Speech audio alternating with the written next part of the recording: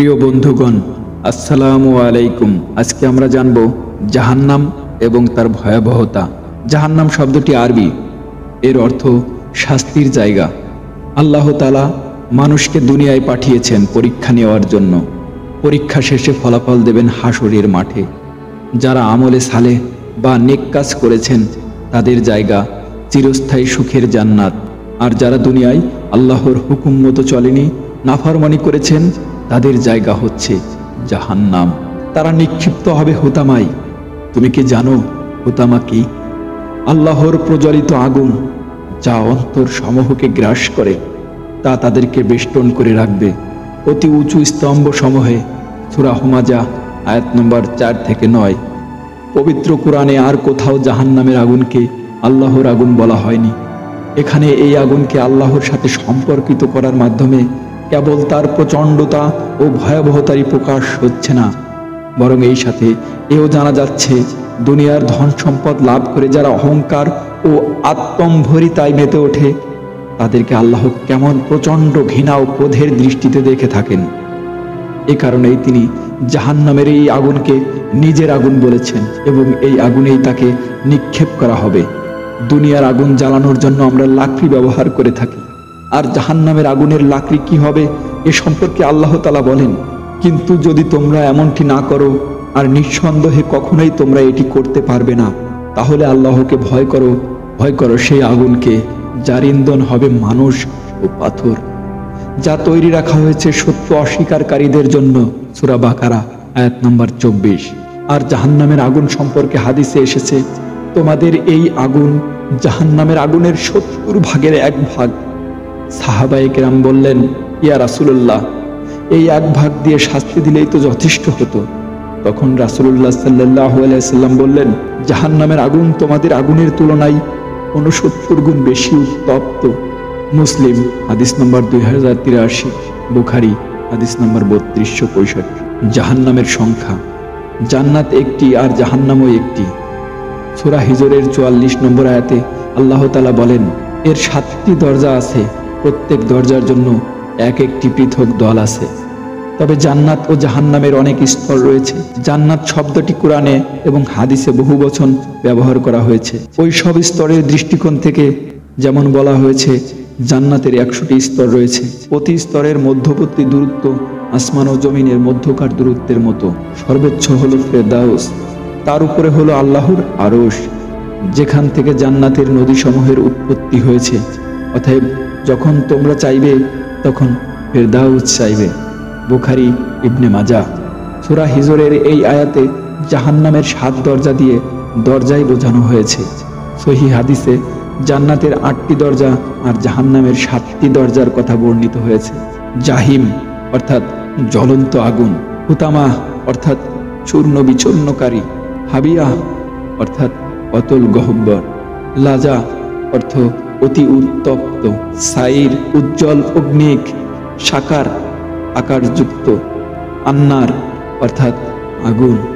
জাহান্নামের গভীরতা, জাহান্নামের তলদেশ সম্পর্কে বলা হয়েছে, নিশ্চয়ই মুনাফিকেরা জাহান্নামের সর্বনিম্ন স্তরে অবস্থান করবে এবং তাদের জন্য তুমি কখনো কোনো সাহায্যকারী পাবে না। সূরা নিসা 145। জাহান্নামের সর্বনিম্ন স্তরকে বলা হয় হাবিয়া।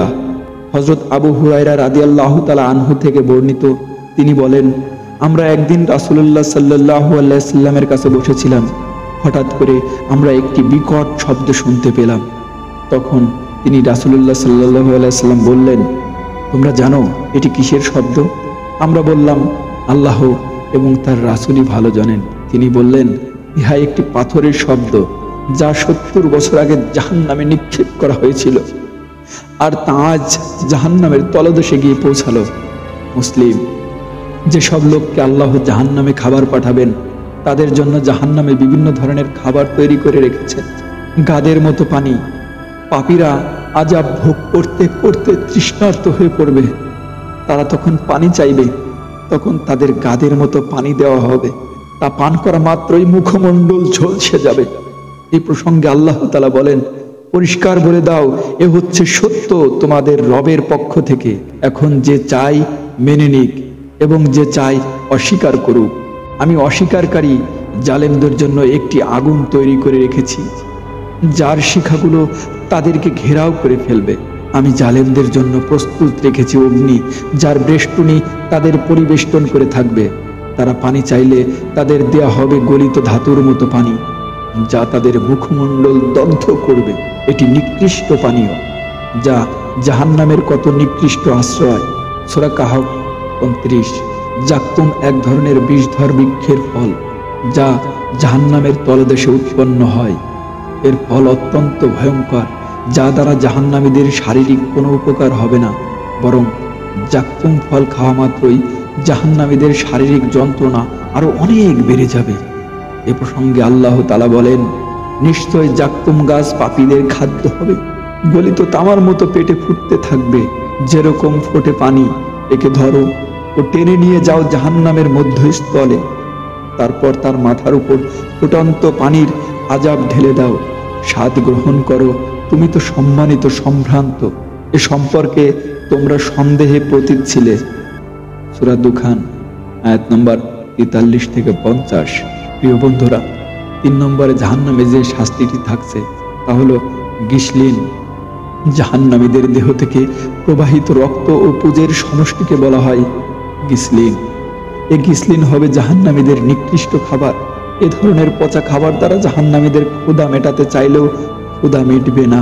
আল্লাহ তাআলা বলেন, অতএব আজকের দিনে এখানে আর কোনো সুস্বাদ নেই, আর কোনো খাদ্য নেই ক্ষত নিশ্চিত গিসলিন ছাড়া। অপরাধী ছাড়া এটি কেউ খাবে না। সূরা হাক্কা আয়াত নম্বর 35 থেকে 37। হামিম, জাহান্নামের আরেকটি শাস্তির নাম হামিম। হামিম বলতে বোঝানো হয়েছে জাহান্নামের আগুনকে ফোটানো উত্তপ্ত গরম পানি। এই পানি পান করার পর পেটের ভেতর সবকিছু গলে যাবে, নারী ভুঁড়ি তরল পদার্থের মতো গড়িয়ে পড়বে এবং চামড়া ঝলসে যাবে। এবং যাদের পান করতে দেয়া হবে ফুটন্ত গরম পানি, তা তাদের নারী ভুঁড়ি ছিন্ন বিচ্ছিন্ন করে দেবে। সূরা মুহাম্মদ আয়াত নম্বর 15। দড়ি, জাহান্নামীরা যখন খাবার চাইবেন তখন তাদের সামনে দড়ি নামক খাবার উপস্থিত করা হবে। এ দড়ি হচ্ছে এক ধরনের দুর্গন্ধময় বিষাক্ত কাঁটা। এর দ্বারা দোজকের বাসিন্দাদের ক্ষুধা নিবারণ হবে না।